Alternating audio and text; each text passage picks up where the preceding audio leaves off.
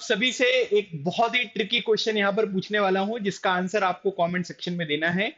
Question यहाँ पर ये दिया गया है कि आपको बताना है कि हमारे देश में जो आर्कियोलॉजिकल सर्वे ऑफ इंडिया एक ऑर्गेनाइजेशन है, उसके तीसरे डायरेक्टर जनरल कौन थे। ठीक है, पहले के बारे में आपको पता होगा, हो सकता है कि दूसरे के बारे में भी पता हो, लेकिन आपको बताना है कि थर्ड जो आर्कियोलॉजिकल सर्वे ऑफ इंडिया के डायरेक्टर जनरल हैं उनका नाम क्या है।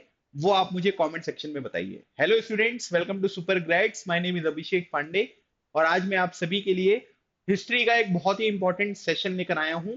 और इस सेशन में मैं आप लोगों से क्या बात करूंगा, जो भी इंपॉर्टेंट आर्कियोलॉजिस्ट हमने पढ़े हैं अपनी बुक में उनके बारे में हम बात करेंगे और उनका क्या क्या कंट्रीब्यूशन है, कौन कौन से बेसिक फैक्ट्स हैं जिनके बारे में हमको पता होना चाहिए, उनके बारे में मैं आपसे बात करूंगा। ठीक है, तो इसमें एक एक जो भी हमारे इंपॉर्टेंट आर्कियोलॉजिस्ट हैं उनके बारे में हम पढ़ेंगे, समझेंगे और उसके बाद फिर मैं बाकी चीजें आपके साथ यहाँ पर डिस्कस करने वाला हूं और इस क्वेश्चन का भी आंसर आपको यहाँ पर पता चल जाएगा। सबसे पहले गाइस, अगर आप देखोगे तो ये एक इंडिविजुअल है, इनको आइडेंटिफाई कर लीजिए। कई बार पिक्चर बेस्ड क्वेश्चन भी आते हैं। तो इनका नाम क्या है? इनका नाम है अलेक्जेंडर कनिंगम। ठीक है, तो इनका नाम क्या है? इनका नाम है अलेक्जेंडर कनिंगम। अब अलेक्जेंडर कनिंगम जो है वो यहाँ पर क्या है, इनसे रिलेटेड बहुत सारी चीजें आपको देखने को मिलेंगी। फॉर एग्जाम्पल, जैसे अगर आप देखोगे तो आर्कियोलॉजिकल सर्वे ऑफ इंडिया जो है, इसका सबसे पहली बार जो एस्टेब्लिशमेंट आपको देखने को मिलेगा ये कब हुआ था? ये 1861 में हुआ था। कई सारे लोग बोलेंगे कि सर नहीं, 1902 में हुआ था, है ना, लॉर्ड कर्जन ने इसको रिवाइव किया था। तो इनिशियली अगर आप देखोगे तो archaeological survey of India was established in 1861 और इसके लिए जो अलेक्जेंडर कनिंगम है इनका बहुत इंपॉर्टेंट रोल है। और इसीलिए याद रखिएगा, अलेक्जेंडर कनिंगम को हम क्या बोलते हैं? फादर ऑफ इंडियन आर्कियोलॉजी जो है वो यहाँ पर कहा जाता है।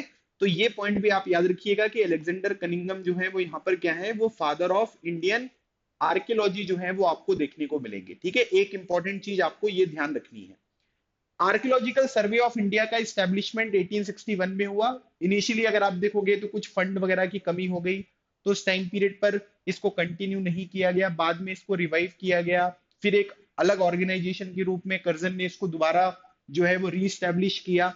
ये सब कहानियां हैं, लेकिन आपको जो याद रखना है वो याद रखना है 1861 Alexander Cunningham, father of Indian archaeology. कुछ एडिशनल इंफॉर्मेशन बताऊंगा।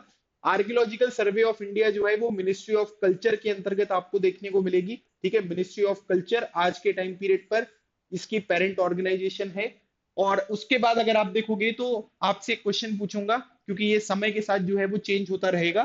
तो आपको ये बताना है कि अभी के टाइम पीरियड पर आर्कियोलॉजिकल सर्वे ऑफ इंडिया के डायरेक्टर जनरल कौन है, जब आप इस सेशन को यहाँ पर देख रहे हो। दूसरी इंपॉर्टेंट चीज याद रखिएगा, अलेक्जेंडर कनिंगम जो है वो इंडस वैली सिविलाइजेशन को उतना अच्छी तरीके से यहाँ पर समझ नहीं पाए। इनको सील्स वगैरह यहाँ पर मिली थी। इनकी एक रिपोर्ट जो है वो हड़प्पन सील्स के ऊपर यहाँ पर इन्होंने पब्लिश करी थी। हड़प्पन सील्स के ऊपर जो रिपोर्ट यहाँ पर आई थी वो कब आई थी? वो 1875 में आपको देखने को मिलेगी। ठीक है, तो ये 1875 है। एक इंपॉर्टेंट चीज आपको ये ध्यान रखना है कि अलेक्जेंडर कनिंगम जो है ये प्रोफेशनल आर्कियोलॉजिस्ट यहाँ पर नहीं थे। मतलब इनका जो आप ये मान लीजिए कि डिग्री वगैरह थी वो दूसरे तरीके की थी, लेकिन ये आर्कियोलॉजी में इनका इंटरेस्ट था तो उन्होंने ये काम भी किया। लेकिन ये प्रोफेशनल आर्कियोलॉजिस्ट जो है वो आपको देखने को नहीं मिलेंगे। अलेक्जेंडर कनिंगम से रिलेटेड ये इंपॉर्टेंट चीजें हैं जो आपको याद रखनी है। ठीक है, अगले जो हमारे इंपॉर्टेंट आर्कियोलॉजिस्ट देखने को मिलेंगे, इनका नाम क्या है? इनका नाम है जॉन मार्शल। ठीक है, ये आपको देखने को मिलते हैं। इनका नाम क्या है? ये आपको देखने को मिलेंगे, ये हैं जॉन मार्शल। ठीक है, जॉन मार्शल से रिलेटेड कुछ इंपॉर्टेंट फैक्ट्स। पहला फैक्ट है कि ये भाई पहले प्रोफेशनल आर्कियोलॉजिस्ट आपको देखने को मिलते हैं जिन्होंने आर्कियोलॉजिकल सर्वे ऑफ इंडिया का डायरेक्टर जनरल का पोस्ट यहां पर संभाला था। आपको यह भी पता होना चाहिए कि सांची वगैरह का जो स्तूप है उसके कंजर्वेशन में भी अलेक्जेंडर कनिंगम का भी बहुत कम योगदान है, लेकिन जॉन मार्शल का बहुत ही ज्यादा योगदान है। इन्होंने शाहजहां बेगम, सुल्तान जहां बेगम के साथ काफी सारा यहाँ पर काम किया। दूसरी इंपॉर्टेंट चीज आपको ये ध्यान रखना है कि 1924 में इन्होंने यहाँ पर ये डिक्लेयर किया था कि हमने इंडस वैली सिविलाइजेशन की यहाँ पर क्या कर दी है? खोज कर दी है। तो 1924 में इंडस वैली सिविलाइजेशन की खोज हो गई है। इसका अनाउंसमेंट करने वाले डायरेक्टर जनरल कौन थे? ये थे जॉन मार्शल।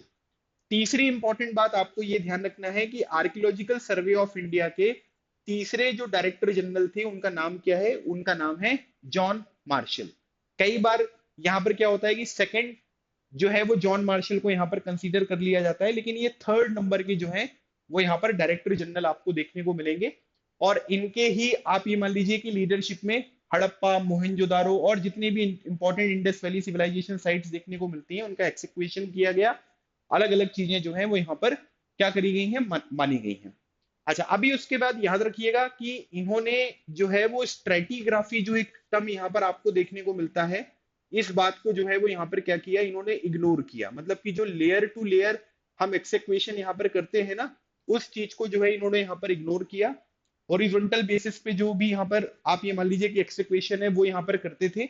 और इसीलिए इनके बाद जो यहाँ पर डायरेक्टर जनरल बनेंगे आर.ई.एम. व्हीलर, उन्होंने इस बात को जो है वो क्या किया है, क्रिटिसाइज भी किया है। तो जॉन मार्शल हैं, इनसे रिलेटेड ये इंपॉर्टेंट फैक्ट्स हैं जो आपको पता होना चाहिए। तीसरे नंबर पर अगर आप देखोगे गाइस, तो ये एक मिलिट्री इंडिविजुअल्स आपको देखने को मिलेंगे। मतलब ये मिलिट्री में यहाँ पर क्या थे, ये ब्रिगेडियर की पोस्ट में थे। और इनका नाम क्या है, इनका नाम आपको आर.ई.एम. व्हीलर जो है वो देखने को मिलेगा।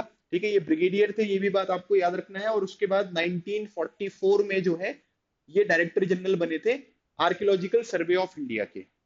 कई बार यहाँ पर ये बोला जाता है कि मिलिट्री प्रिसीजन, ठीक है, मिलिट्री से रिलेटेड जो चीजें आपको देखने को मिलती हैं, मिलिट्री जैसा प्रिसीजन और स्ट्रैटिग्राफी वाला जो काम यहाँ पर किया गया था वो किसके द्वारा किया गया था? स्ट्रैटिग्राफी वाला जो काम है वो आर.ई.एम. व्हीलर के द्वारा किया गया। क्योंकि यहाँ पर क्या होता है कि अलग अलग तरीके की लेयर में अलग अलग तरीके के आर्टिफैक्ट्स यहाँ पर हमको मिल सकते हैं, जिनके थ्रू हम अलग अलग टाइम पीरियड को जान सकते हैं। ठीक है, तो ये काम जो है वो किसने करवाया है?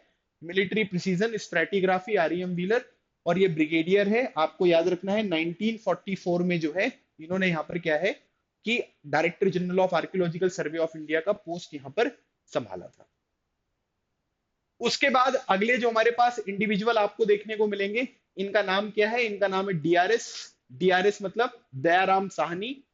और दयाराम साहनी ने जो है एक इंपॉर्टेंट हड़प्पन साइट है जिसको यहाँ पर एक्सिक्वेट किया था, जिसका नाम क्या है? जिसका नाम है हड़प्पा।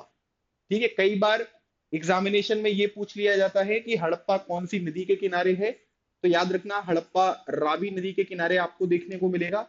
दयाराम साहनी के साथ ही एक और इंडिविजुअल आपको देखने को मिलेंगे जिनका नाम है एम.एस. वत्स। तो इन्होंने भी यहाँ पर क्या किया है, हड़प्पा का एक्सिक्वेशन जो है वो यहाँ पर किया है। ईयर याद रखिएगा 1921। तो 1921 में हड़प्पा का एक्सिक्वेशन यहाँ पर किया गया, डिस्कवरी यहाँ पर करी गई। और इसका क्रेडिट जो है वो दयाराम साहनी, एम.एस. वत्स को जाता है। इंडस वैली सिविलाइजेशन की पहली साइट है और इसलिए इंडस वैली सिविलाइजेशन की जगह पर कई बार हम इस सिविलाइजेशन को हड़प्पन सिविलाइजेशन भी जो है वो यहाँ पर कहते हैं। ठीक है, तो ये है कौन? इनका नाम है दयाराम साहनी। उसके बाद गाइस अगले जो हमारे पास इंडिविजुअल आपको देखने को मिलेंगे, इनका नाम क्या है? इनका नाम है आर.डी. बैनर्जी। ठीक है, ये हो गए आपके आर.डी. बैनर्जी। आर.डी. बैनर्जी जो है पूरा नाम है इनका राखल दास बैनर्जी। 1922 में इन्होंने एक पर्टिकुलर साइट है जिसको यहाँ पर एक्सिक्वेट किया था, डिस्कवर किया था, जिसका नाम क्या है? जिसका नाम है मोहनजोदारो। ठीक है, ये हो गया आपका मोहनजोदारो या मोहनजोदड़ो, जो भी आप बोलना चाहें। और मोहनजोदारो जो है वो कौन सी नदी के किनारे है? वो इंडस नदी के किनारे जो है वो आपको देखने को मिलेगा। ठीक है, इसकी खोज किसने करी है? राखल दास बैनर्जी ने। मोहनजोदारो का जो लिटरल मीनिंग होता है उसे हम लोग बोलते हैं माउंट ऑफ डेड। ये भी पॉइंट आपको क्लियर होना चाहिए। सो आर.डी. बैनर्जी 1922। उसके बाद गाइस अगला जो इंपॉर्टेंट हमारे पास इंडिविजुअल आपको देखने को मिलेंगे, इनका नाम क्या है? इनका नाम है एस.आर. राव। ठीक है, ये आपको देखने को मिलेंगे। इनका नाम क्या है? इनका नाम है एस.आर. राव। अब एस.आर. राव की इंफॉर्मेशन जो है वो हम यहाँ पर क्यों पढ़ रहे हैं, है ना? मतलब उसका कुछ तो रीजन होगा ना जो हम एस.आर. राव की इंफॉर्मेशन यहाँ पर पढ़ रहे हैं।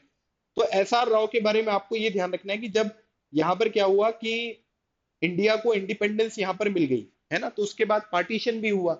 और पार्टीशन की वजह से अगर आप देखोगे गाइस तो आपको एक बात यहाँ पर ये समझ में आएगी कि बहुत सारी इंपॉर्टेंट जो साइट्स आपको देखने को मिलती हैं, ठीक है, वो कहाँ चली गई? वो आपको देखने को मिलेंगी कि वो चली गई पाकिस्तान में। और उस टाइम पीरियड पर भारत की सरकार ने जो है वो यहाँ पर ये बोला कि भैया आपको क्या करना है, कुछ नई साइट्स जो है उनको यहाँ पर एक्सिक्वेट करना है ताकि इंडिया में भी कुछ इंडस वैली सिविलाइजेशन की जो साइट्स हैं वो हमको यहाँ पर देखने को मिले। और इसीलिए अगर आप देखोगे तो यहाँ पर क्या हो रहा है कि एक नए तरीके का काम जो है वो यहाँ पर शुरू होगा। एस आर राव ने 1955 में, है ना, ये ईयर याद रखिएगा, 1955 में इन्होंने एक्सकेवेशन जो है वो यहाँ पर शुरू किया और एक पर्टिकुलर साइट है जिसे डिस्कवर किया, जिसे हम लोग क्या बोलते हैं, लोथल।